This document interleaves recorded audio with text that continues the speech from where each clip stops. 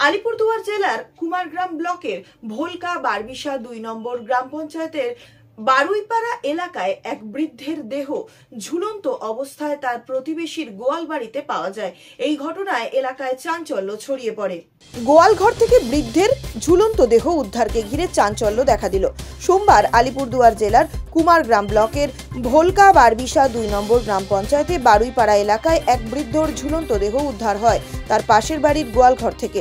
ওই বৃদ্ধর নাম বাতিচন বর্মন, আনুমানিক বয়স ৬৫। জানা গিয়েছে এই দিন সকাল ১০টা নাগাদ পাশের বাড়ির গোয়ালঘরে ওই বৃদ্ধকে এলাকার লোকজন ঝুলন্ত অবস্থায় দেখতে পান।